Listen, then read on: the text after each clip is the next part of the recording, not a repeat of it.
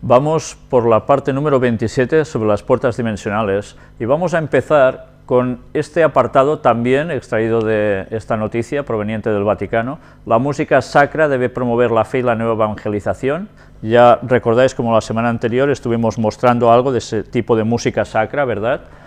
Pues vamos a destacar algo de aquí, donde nos dice: si bien de hecho la fe nace del escuchar la palabra de Dios, hay que escuchar, por supuesto, no solo con los sentidos, sino hacer que de los sentidos pase a la mente y al corazón. No hay duda que la música, y en particular el canto, pueden conferir a la recitación de los salmos y cánticos bíblicos mayor fuerza comunicativa.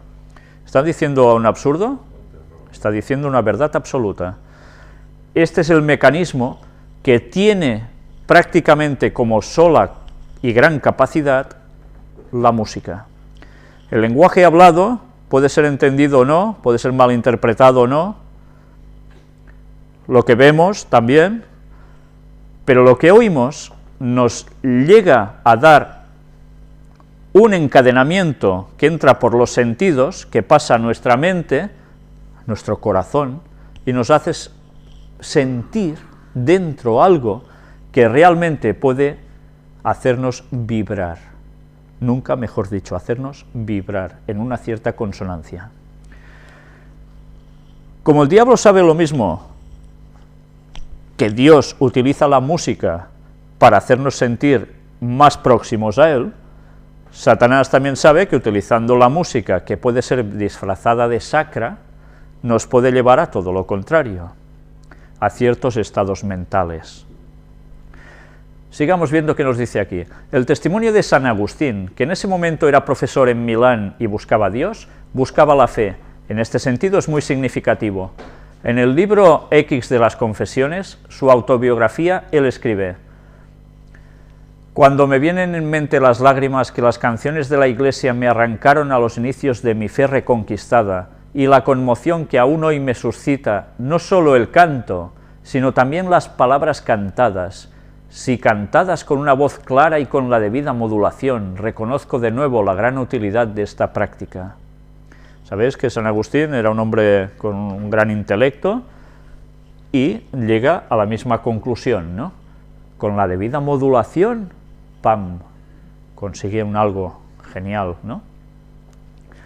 Y aquí seguimos destacando. Y aquí, queridos amigos, ustedes tienen un papel importante. Empéñense por mejorar la calidad del canto litúrgico, sin temor de recuperar y valorizar la gran tradición musical de la Iglesia, que en el canto gregoriano y la polifonía, como la que mostramos la semana anterior, tiene sus dos mayores expresiones, como afirmó el Concilio Vaticano II. Van a volver a instaurar más fuertemente el canto gregoriano y la polifonía. Ya vimos cómo a través de Hildegarda se iban a recuperar sus composiciones musicales, se iban a tocar un poco, dándole algo un poco moderno, para que llegara prácticamente a poder ser un number one, ¿no? Un número uno. Pues bien, ¿todo esto qué quiere decir? Que realmente a través de la música se pueden llegar a conceptos que pueden ayudar a las personas a ir hacia un cierto punto que a ellos les interesa.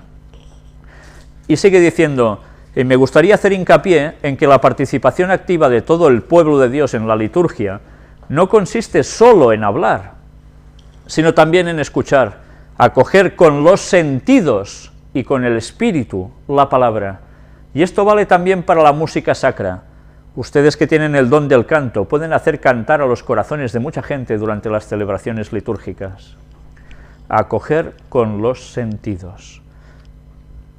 ¿Dios trabaja a través de los sentidos? Sí, pero Satanás también.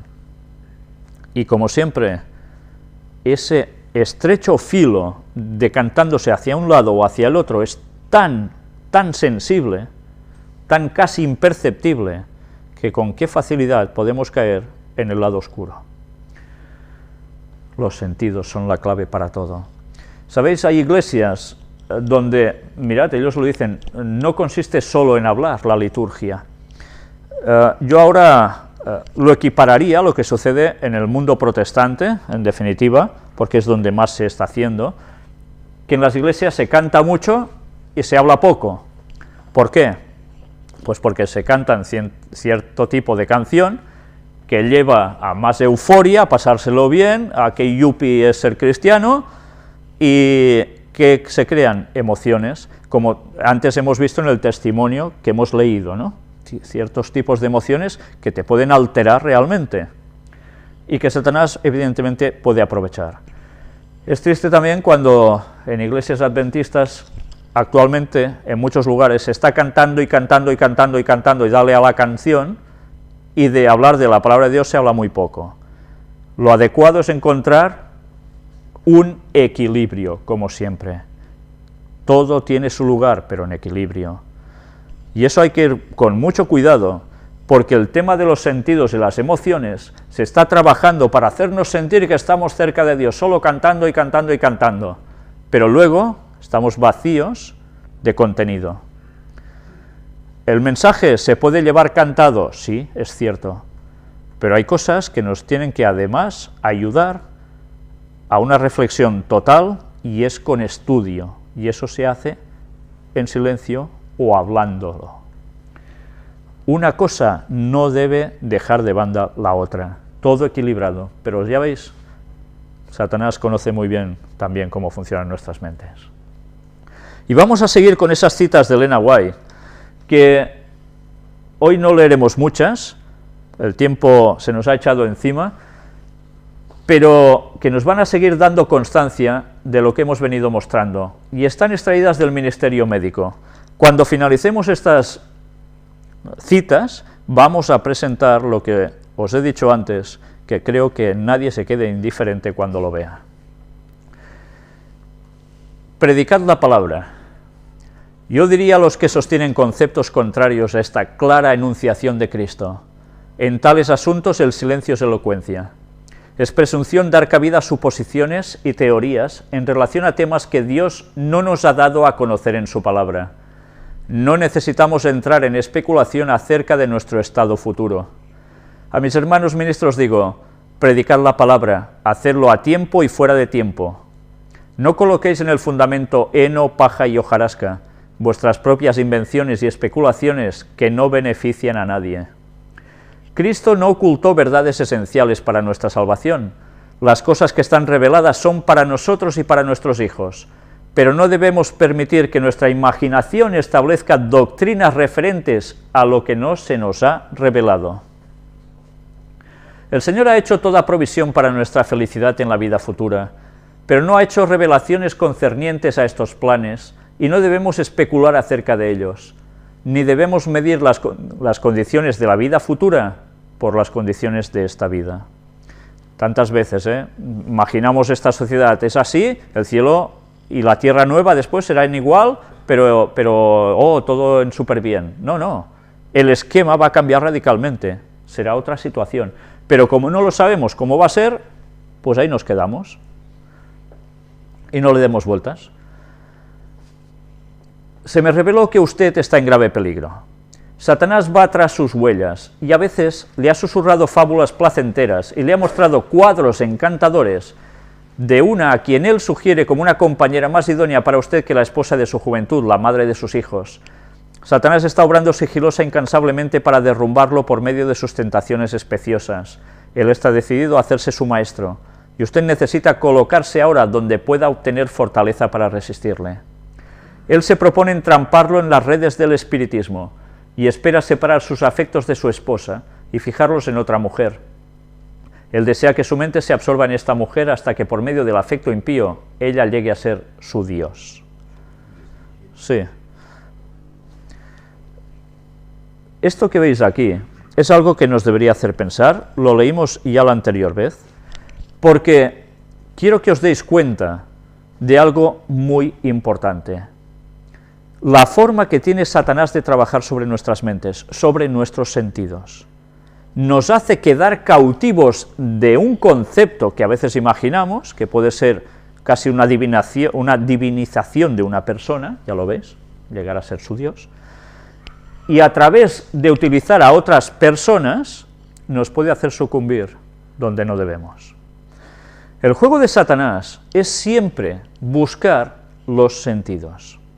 Por eso en la Biblia se nos habla tantas veces de, como esta mañana habíamos tratado también, de la armadura del cristiano, que aparece en Efesios, ¿no?, donde se nos describe parte por parte lo que el cristiano debe llevar para salir vencedor. Los ataques de Satanás no suelen ser ataques directos de que te va a matar y ya está. Eso a veces pasa, es cierto. Pero a veces, lo que más abunda, no a veces, sino prácticamente siempre, sus ataques son a nuestra mente, directamente. Por eso no somos conscientes de que todo lo que hay a nuestro alrededor nos afecta para bien o para mal. No hay alternativa, no somos inmunes a nada. Todos tenemos la misma capacidad, que es, funcionamos así. Todo lo que hay a nuestro alrededor nos afecta. Por tanto, nosotros no nos pongamos en el lado, precisamente, de lo malo, porque si nosotros nos complacemos en ver lo malo, en pensar lo malo, en generar pensamientos que nos lleven más a ir contra los mandamientos de Dios que a favor, ¿dónde vamos a terminar? Pues en las fauces del pecado.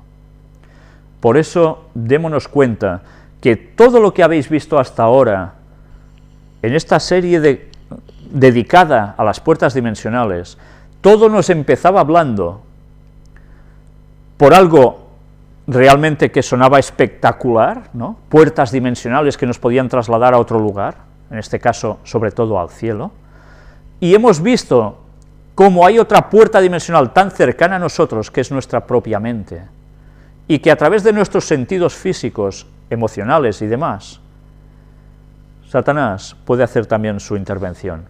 Pero gracias a Dios, que eso depende de nosotros, si queremos estar con Dios o no, y lo que debemos hacer es inclinar nuestra balanza al lado de Dios y no del diablo. ¿Por qué os digo todo esto? Bien, aquí la lectura va siguiendo,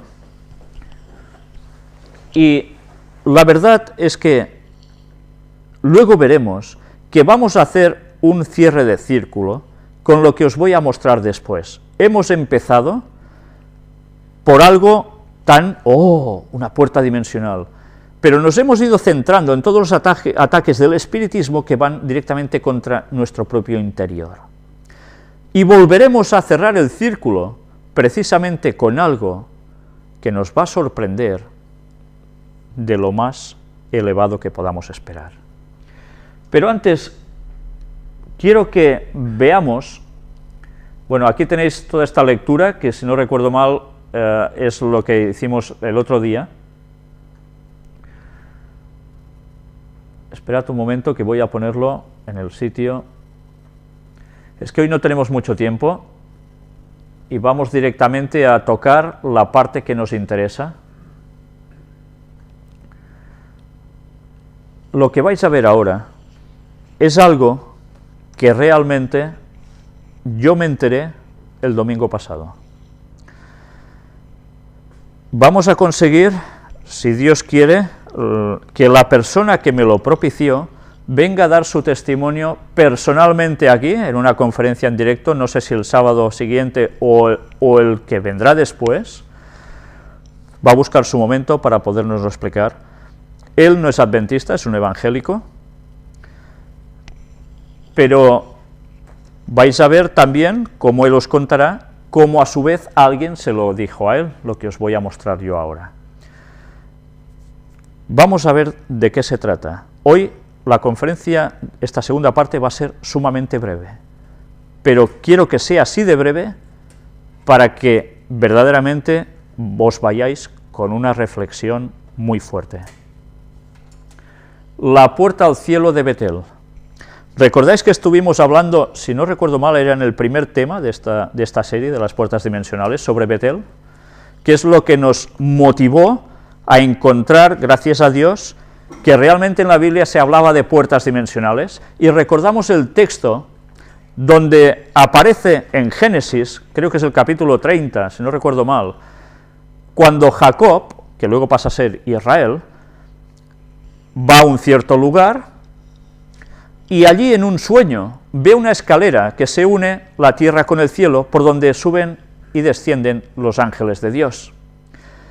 Y él se despierta sobresaltado y dice: ciertamente esto es casa de Dios y puerta del cielo.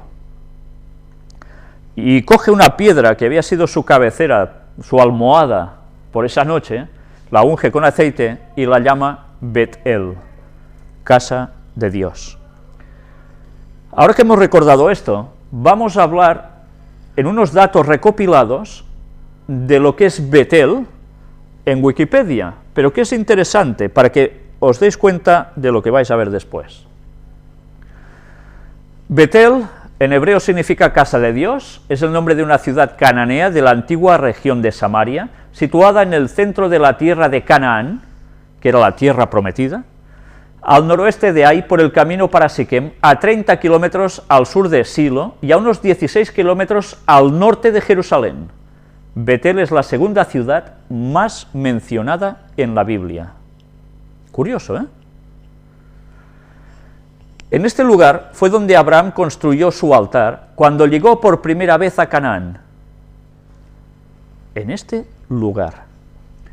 Allí Jacob vio en visión una escalera cuyo extremo tocaba al cielo y los ángeles subían y bajaban.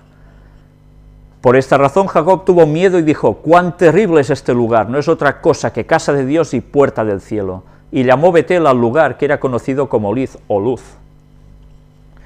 Bet-El también era un santuario en los días del profeta Samuel, quien allí juzgaba al pueblo. Desde allí lo juzgaba. Y fue el lugar donde fue sepultada Débora, la nodriza de Rebeca, esposa de Isaac. Bet-El fue el lugar de nacimiento de Hiel, quien trató de reedificar la ciudad de Jericó. Cuando Bet-El aún no pertenecía al pueblo de Israel, Josué debió batallar contra el rey de Bet-El y otros reyes y los venció. Cuando el pueblo de Israel había tomado posesión de la tierra prometida, en la repartición por tribus fue asignada la tribu de Benjamín, pero en tiempos posteriores perteneció a la tribu de Judá. ¿Quién surgió de la tribu de Judá? ¿Lo recordáis? Jesús, el Mesías. Fue uno de los lugares donde permaneció el arca de la alianza, símbolo de la presencia de Dios. Estaba puesta allí durante un tiempo. En Bet-El el profeta Samuel juzgaba al pueblo. Después de la división del reino de Israel, Jeroboam I, rey de Israel, mandó erguir un becerro de oro en Bet-El, que fue destruido por Josías, rey de Judá, muchos años después. Mirad cómo en un lugar donde había algo tan emblemático como había sido hasta el Arca de la Alianza, tan emblemático por toda la otra anterior historia, llega a erigirse un becerro de oro. Algo que era el símbolo, precisamente, que ya lo vimos en anteriores veces, de lo que terminaba siendo el culto de adoración a Satanás. Justo en ese lugar. Bet-El fue también un lugar donde se agruparon algunos de los exiliados de Babilonia que regresaron a Israel en el año 537 a.C. El profeta Oseas, un siglo antes de Jeremías, se refiere a Bet-El con otro nombre, Bet-Aven, que significa casa de iniquidad, casa de la nada, casa de vanidad, casa de nulidad, esto es, de los ídolos. Ya veis cómo se había girado. Un lugar que era casa de Dios pasa a ser casa de todo lo contrario.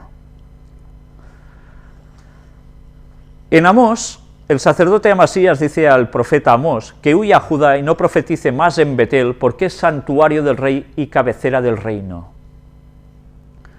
El profeta Jeremías afirma que la casa de Israel se envergonzó de Bet-El debido a su idolatría y específicamente al culto al becerro de oro. ¿Cuántas veces hemos dicho que Satanás siempre copia lo de Dios, lo plagia e intenta suplantar lo de Dios? ¿Por qué os digo esto? Pronto lo entenderéis. Aquí tenéis todo lo que se habla en un diccionario de wiki cristiano sobre Bet-El. Y, bueno, si queréis lo vamos a leer en un momento para recordar un poco más de cosas. Aldea cananea, originalmente llamada Luz, el nombre Bet-El le fue dado por Jacob, quien allí tuvo su sueño de la escalera celestial. Estaba al oeste de Ai, al sur de Silo, y cerca de Migmas. Abraham acampó 2 veces en Bet-El. donde construyó un altar. Cuando Jacob regresó de la casa de Labán, al llegar al lugar, siguió el ejemplo de su abuelo.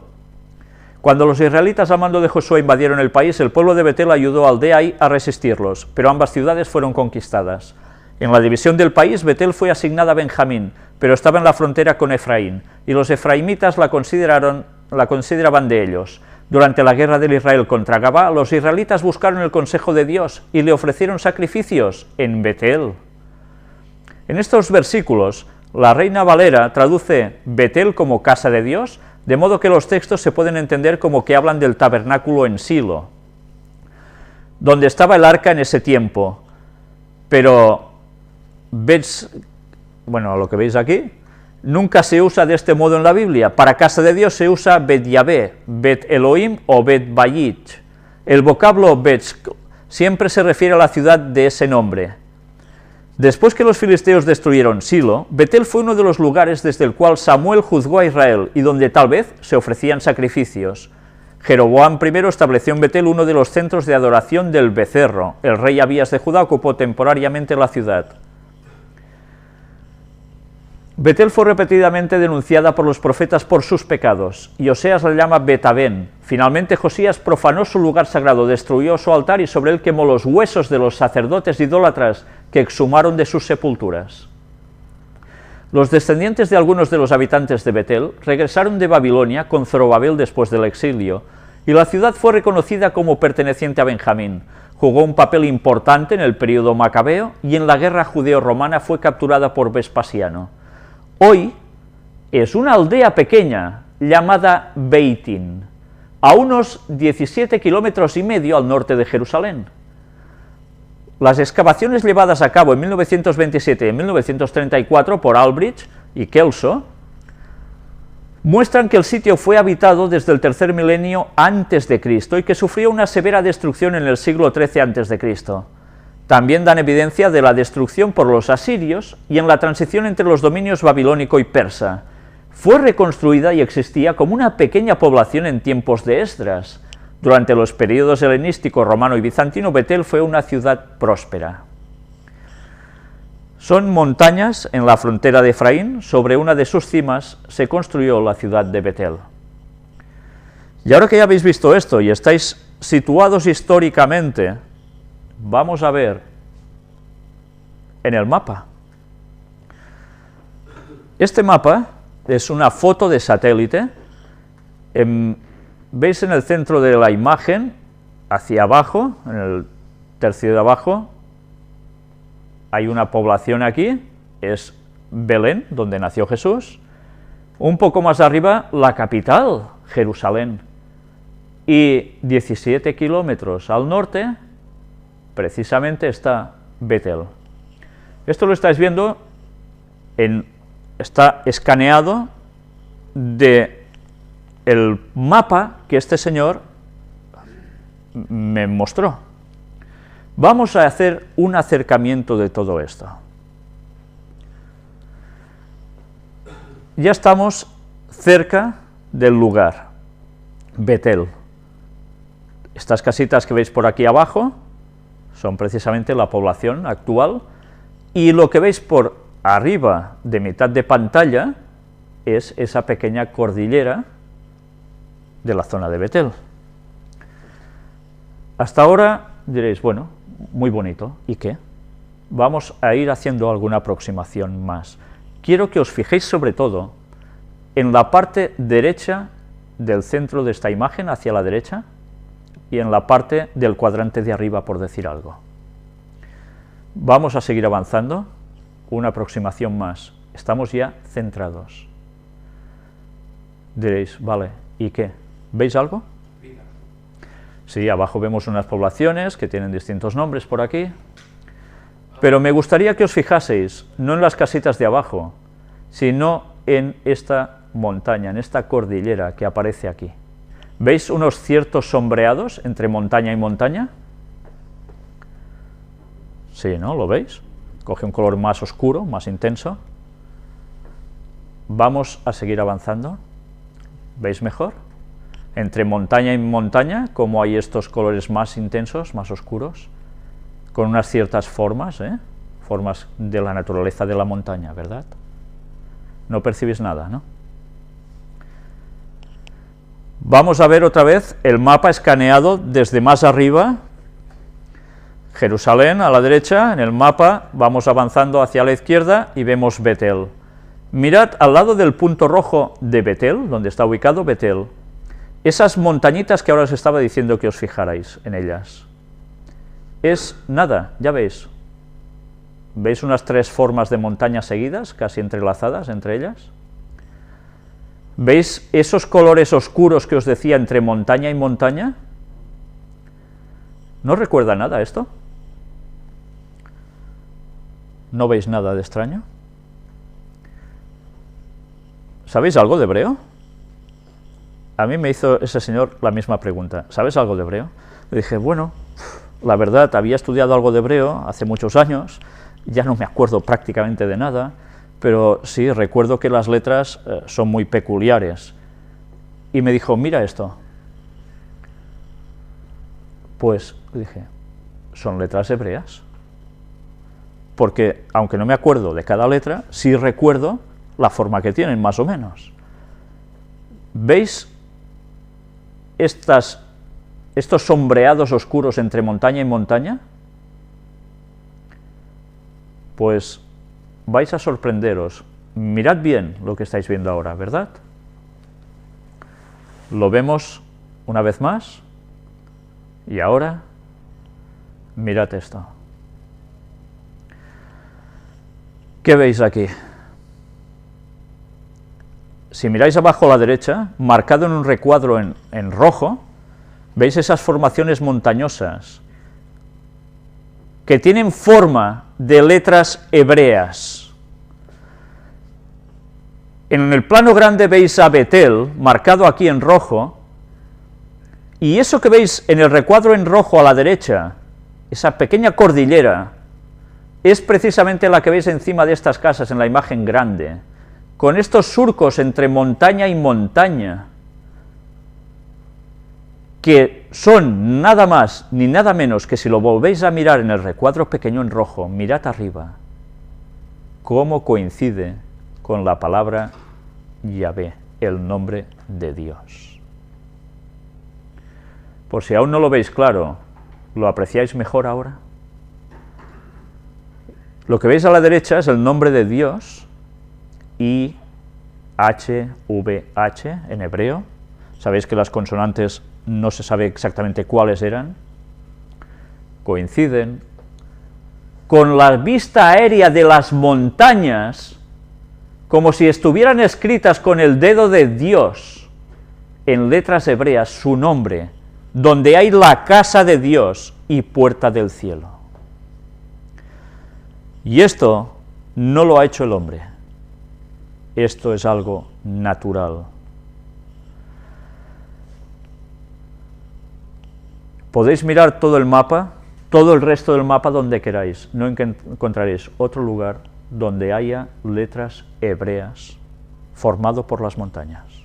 Podéis analizar todo ese mapa, que es muy grande, lo tengo en mi casa, y no veréis nada parecido a eso. Solo precisamente el nombre de Dios está puesto en Betel. Él me contó una experiencia que supongo que lo relatará mejor que yo ahora os lo digo así en breve. Cuando él me mostró esto, os digo mi sensación. Me quedé tan asombrado como cuando había hablado con mi hermano y con nuestro hermano de fe también, que nos ayuda en las conferencias, sobre el tema de las puertas dimensionales que bíblicamente están, precisamente basados en el texto de Jacob, luego encontramos muchos más, gracias a Dios.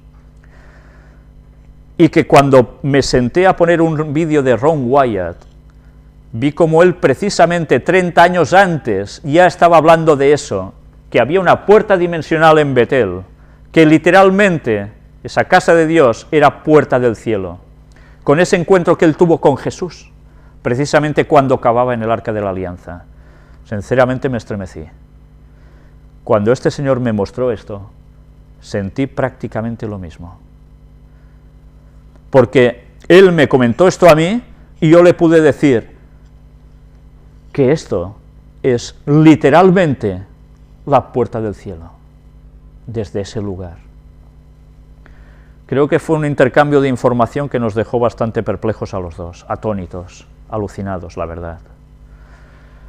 ¿Sabéis? Cuando este señor me contó que él fue a Jerusalén, en una feria del libro, y allí un cristiano dice que a él le pasó, o le dio, creo que es este mapa que a mí me ha suministrado, y que curiosamente él quedó muy impactado por esto, y habló con un amigo suyo, judío de Barcelona, judío israelita, y además de religión judía, y que le dijo, ¿qué ves aquí?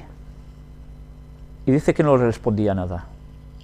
Le volvió a decir, ¿qué ves? Seguía sin responderle nada, y le tuvo que preguntar una tercera vez diciéndole, ¿qué ves? Y le dijo, veo el nombre de... y se calló, porque ellos no pueden pronunciar Dios. Y era un propio judío. Él había visto claramente que esto eran las letras hebreas para el nombre de Dios, de Yahvé. ¿Qué hace el nombre de Dios justo en esas montañas? Recordad que antes os había dicho que Satanás copia todo lo de Dios. ¿Qué han hecho? Ciudades que vistas desde arriba son planos con simbología. Washington, Roma. Obeliscos que vistos desde arriba con la circunferencia, con toda su simbología, que se aprecia desde arriba, las líneas de Nazca, cuántas cosas más. Orión, las pirámides en Egipto, las pirámides que formaban en esa ciudad sumergida en las aguas en Cuba, que también lógicamente solo desde arriba ves que era Orión también. Satanás no inventa nada, plagia lo de Dios. Y tal como Dios tiene su puerta marcada para que los ángeles vengan desde el cielo, desde más allá de Orión, a la tierra, Satanás tiene sus puertas dimensionales para acceder también desde sus puntos en el aire. ¿Os dais cuenta de la importancia del tema de las puertas dimensionales? Satanás siempre copiando lo de Dios, siempre. Aquí tenemos una explicación que este señor mismo nos escribió y nos ha puesto para que la podamos mostrar también. Las 4 letras juntas, YHVH, que son la cercana traslación de las 4 letras consonantes del nombre en hebreo, del nombre en mayúsculas. De acuerdo al mandato de Éxodo 27, que prohíbe tomar en vano el nombre del Señor, en la lectura de los judíos lo reemplazan habitualmente por un eufemismo, normalmente Adonai, mi Señor. Debido a que se ha utilizado predominantemente en forma escrita, se le denomina también tetragramatón, palabra de 4 letras por su grafía. En hebreo es usual también la expresión Hashem, el nombre. El nombre del Eterno es impronunciable. ¿Entendéis por qué ese señor no lo pronunciaba? Y no existe forma actualmente de conocer su articulación correcta, y de saberla hay un mandamiento que prohíbe decir el santo nombre en vano. El profesor Gerard Gertux, erudito hebreo, especialista en el tetragramatón, quien fue presidente de la Association Biblique de Recerca de Anciens Manuscrits, considera que la pronunciación más cercana sería Yehová. Por lo tanto, si bien la forma Yahvé con sus variantes es la preferida por algunos sectores, no se tiene la seguridad que efectivamente sea la pronunciación original. Esto indica que no se debe considerar la forma Jehová con sus variantes como una manera inexacta o errónea de verter el tetragrama, sino solo como una variante posible. Y aquí tenéis, según entendidos, parece que estas son las posibles pronunciaciones del nombre, y ya veis qué cantidad hay. Por cierto, aquí tenéis la dirección donde podéis conseguir este mismo mapa. Evidentemente no los va a regalar, pero sabed que yo lo extraje de la librería judía, del Museo Judío de la ciudad de Girona, donde este señor trabaja. Pues bien, mirad qué curiosas citas de Elena White. Patriarcas y profetas, dice ella, el nombre de Dios estaba escrito en cada hoja del bosque y en cada piedra de la montaña, en cada brillante estrella, en la tierra, en el aire y en los cielos. El orden y la armonía de la creación les hablaba de una sabiduría y un poder infinitos. Continuamente descubrían algo nuevo que llenaba su corazón del más profundo amor y les arrancaba nuevas expresiones de gratitud. Parecía que era una forma de hablar, que sencillamente esto lo veían Adán y Eva en la creación, pero es porque lo sentían. Pues resulta que Elena White estaba escribiendo que su nombre está en la tierra. En todas las cosas creadas descubrirá una escritura. En el vasto universo contemplará el nombre de Dios escrito en grandes caracteres. Y ni en la tierra, ni en el mar, ni en el cielo quedará señal del mal, escribe en La Educación, y en Conducción del Niño. El nombre de Dios estaba escrito en cada hoja del bosque y en cada piedra de las montañas, en toda estrella brillante, en el mar, el cielo y la tierra. ¿Y dónde de la tierra? En Betel. Pues bien, por si os quedaba alguna duda, Salmo 83, versículo 18, y conozcan que tu nombre es Jehová, tú solo Altísimo sobre toda la tierra. La tierra está sellada con el nombre de Dios, su Creador. Pues bien, si alguien cree en las casualidades y quiere decir, no, esto más o menos, no, ¿qué va a ser? Que se lo digan a un judío, que ellos saben leer muy bien todo esto. Pues nada, quiero terminar con todo esto para que nos demos cuenta que verdaderamente pertenecemos a Dios, porque si pertenece la tierra, pertenecemos nosotros, y que pronto va a venir a buscar a los suyos. El nombre de Dios escrito en la tierra no son bromas. Hagamos lo posible para estar con Él en breve, porque Él dejó marcada su tierra, y aunque el diablo se haya hecho el príncipe de este mundo, no es el dueño. El Rey de Reyes es el Señor de la tierra. Pues bien, que Dios nos ayude a tener esto siempre presente y que andemos en sus caminos hasta que Él vuelva. Amén.